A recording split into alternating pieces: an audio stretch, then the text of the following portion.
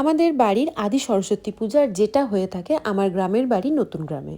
আমার বড় বাবা মানে আমার বাপির দাদুর যুগ থেকে কিন্তু এই পুজোটা হয়ে আসছে। তো পুজোর দিনটা আমরা কিছুটা এভাবে শুরু করলাম। প্রথমেই রেডি হয়ে সকালবেলায় পৌঁছে গেলাম গ্রামের বাড়ি, তারপর ওখান থেকে বেরিয়ে পড়লাম আমরা ঘট আনতে। আর এই পুজোটা একটু অন্যভাবে হয়, মানে দুর্গাপুজোয় যেরকম দুজন পুরোহিত পুজো করেন ঠিক সেইভাবে এই পুজোটাও কিন্তু দুজন পুরোহিতই পুজো করেন।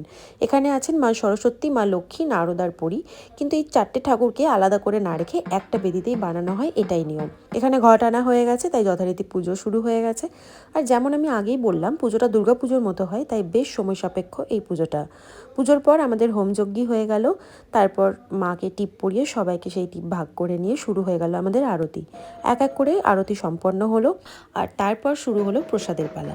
তো প্রসাদের পালার প্রথম থেকে লাস্ট, মানে মাখানোর থেকে দেওয়া অবধি পুরো দায়িত্বেই ছিল আমার বর। এভাবেই পেরিয়ে গেল আমাদের পুজোর দিনটা। আর সন্ধে আরতির কোনো ক্লিপিংস আমি অ্যাড করতে পারলাম না, ভেরি সরি। চলো দেখা হচ্ছে তোমাদের সঙ্গে নেক্সট ভিডিওতে। Till then take care and by.